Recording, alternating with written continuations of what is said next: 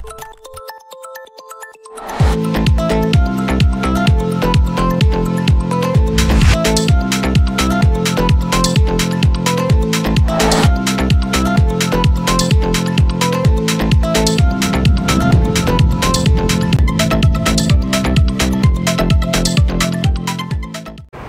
Sumsel 24 jam hari ini.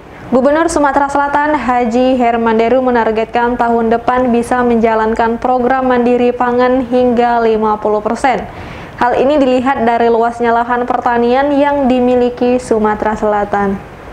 Gubernur Sumatera Selatan Haji Herman Deru terus mendorong masyarakat memanfaatkan lahan kosong untuk menjadi produktif. Salah satunya dengan memanfaatkan lahan perkarangan rumah untuk bercocok tanam dan berternak ikan atau ayam.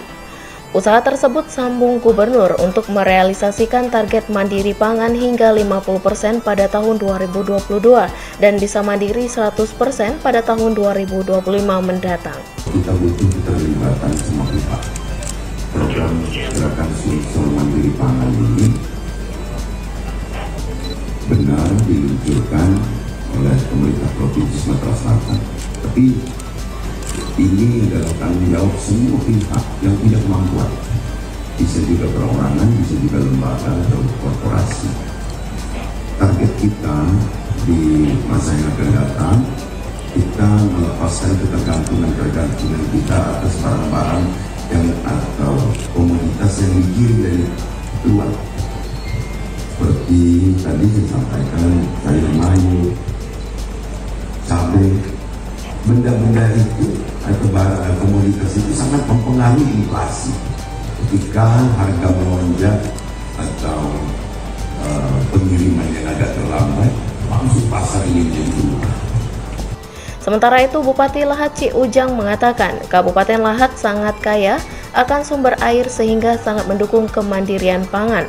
Meski begitu, diakuinya beberapa lokasi pertanian membutuhkan bantuan irigasi agar petani dapat bercocok tanam dengan baik, sehingga Lahat dapat surplus beras. Bapak Gubernur beserta rombongan yang saya hormati, kami sebagai masyarakat Kabupaten Lahat tentu bersama-sama bangga dan berterima kasih kepada Bapak Gubernur karena pilihan sebagai tempat launching gerakan mandiri dengan serentak dan diikuti oleh 16 kabupaten kota se-Sumatera Selatan dilaksanakan secara virtual di Kabupaten Lahat. Syukur alhamdulillah entrepreneur dan inovasi Pak Gubernur kita ini dibaliknya lagi. Jangan balik ke zaman kiri, walaupun komputer sekarang tulang di mana-mana kita balik, walaupun kita agak tertinggal kalau kita berkebun. Sebenarnya memang kehidupan kita ini banyak bercocok tanam. Nenek moyang gitu. Nah, ini Pak Gubernur ngajak kita sama-sama untuk bertanam paling tidak di dekat rumah kita. Reporter dan juru kamera Bernard Albar, palpres.com. Pemirsa, portal batas tinggi kendaraan di Jalan Lintas Provinsi Prabu Muli Batu Raja kembali dihantam mobil. Akibatnya portal tersebut nyaris roboh. Beginilah kondisi portal usai ditabrak bis Laksmi Langgeng dengan nomor polisi W7313UP. Terlihat tiang portal dalam kondisi bengkok dan pondasinya rusak berat.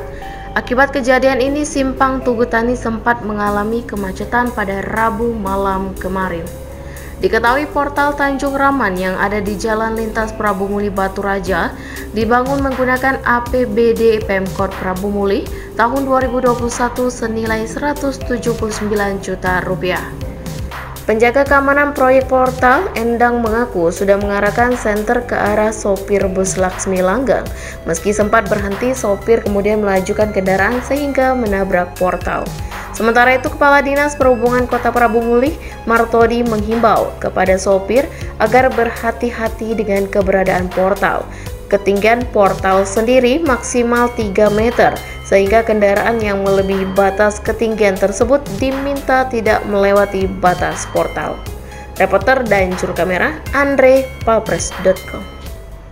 Kantor Perwakilan Bank Indonesia Provinsi Sumatera Selatan menggelar Festival Digital Kitogalo 2021. Event itu sebagai bentuk sinergi akselerasi ekonomi keuangan digital Sumsel maju untuk semua menuju Indonesia tangguh, Indonesia tumbuh. Guna mendukung sinergi akselerasi ekonomi keuangan digital Sumatera Selatan, Bank Indonesia Perwakilan Provinsi Sumatera Selatan menggelar kegiatan digital Kito Galo di Hotel Arista Palembang. Dalam acara itu juga dikukuhkan 18 tim percepatan dan perluasan digitalisasi daerah terdiri dari 1 TP2DD tingkat provinsi dan 17 TP2DD tingkat kabupaten atau kota. Kepala Perwakilan Bank Indonesia Sumatera Selatan Hari Widodo menjelaskan pihaknya bersama stakeholder terkait telah melakukan percepatan dan perluasan implementasi digitalisasi pembayaran pada beberapa ekosistem di sepanjang tahun 2021. Antara lain melalui elektronifikasi transaksi pemerintah daerah, elektronifikasi pada sektor transportasi dan jalan tol, bantuan sosial non-tunai, serta perluasan kanal pembayaran digital, khususnya Quick Response Code Indonesian Standard atau KRIS. Pada hari ini kami melakukan pembukaan Festival Digital Kito Galo 2021 dengan tema Sinergi Akselerasi Ekonomi Keuangan Digital, Sumsel Maju untuk Semua Menuju Indonesia Tangguh, Indonesia Tumbuh. Dan tentunya pemilihan tema ini karena memang sangat relevan ya dengan kondisi saat ini, bahwa kita harus optimis ya, seperti kemarin tema PPBI bangkit dan optimis gitu ya, sehingga sinergi akselerasi ekonomi keuangan digital ini harapannya juga tadi akan mendukung program atau visi Sumsel Maju untuk Semua dan juga menuju Indonesia Tangguh, Indonesia Tumbuh. Berbagai penguatan juga dilakukan Bank Indonesia termasuk dengan memitigasi potensi cybercrime dan resiko lainnya yang dapat berpengaruh terhadap stabilitas makroekonomi dan sistem keuangan. Setelah tercapai target 12 juta merchant KRIS secara nasional pada tahun 2021, maka Bank Indonesia akan melanjutkan upaya untuk menambah jumlah merchant dan pengguna KRIS di tahun berikutnya, serta melanjutkan dukungan elektronifikasi pada kegiatan bantuan sosial, transaksi pemerintah daerah, dan sektor transportasi. Sementara itu, Wakil Gubernur Provinsi Sumatera Selatan, Insinyur Haji Mawardi Yahya, dalam sambutannya di Festival Digital Kito Galo mendukung penuh percepatan transformasi digital di berbagai aspek kehidupan sosial ekonomi masyarakat di Provinsi Sumatera Selatan. Mawardi mengimbau dalam pemanfaatan sistem digitalisasi tersebut pemerintah daerah dan setiap pemangku kepentingan harus bersinergi dalam mengedukasi masyarakat mengenai pentingnya digitalisasi dalam setiap transaksi, termasuk dalam transaksi pembayaran. Reporter dan juru kamera Betanika Susmanda, palpres.com. Berita terakhir Sumsel 24 jam hari ini. Setelah sempat namanya diduga hilang dalam daftar mahasiswa yang akan diyudisium, akhirnya A, mahasiswi yang melaporkan oknum dosen Universitas Sriwijaya dengan kasus dugaan pelecehan ke Polda Sumsel, dipastikan mengikuti yudisium sesi kedua Jumat hari ini sekitar pukul 14.30 waktu Indonesia Barat. Kegiatan yudisium digelar di Aula dan Pusat Kegiatan Mahasiswa Fakultas Ekonomi Universitas Sriwijaya.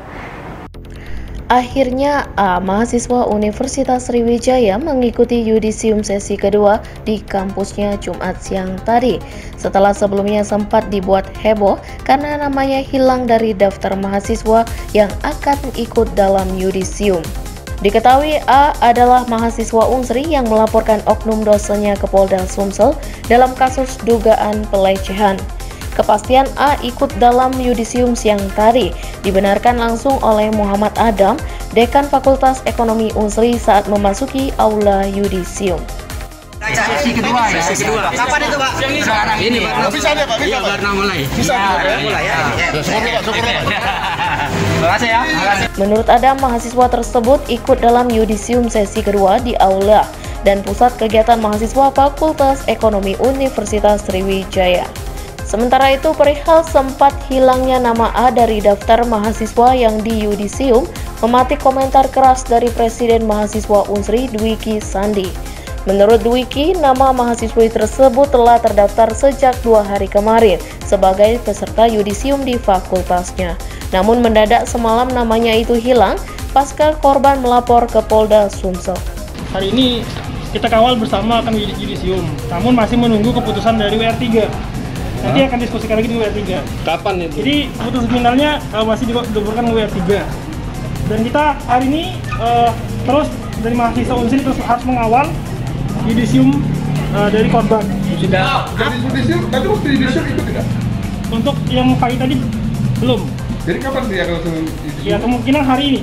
Ada apa? Ya. Apa alasan? Yang kita dengar tadi dari pembimbingnya langsung menyampaikan bahwa hari ini akan yudisium, hanya saja menunggu keputusan dari WA3.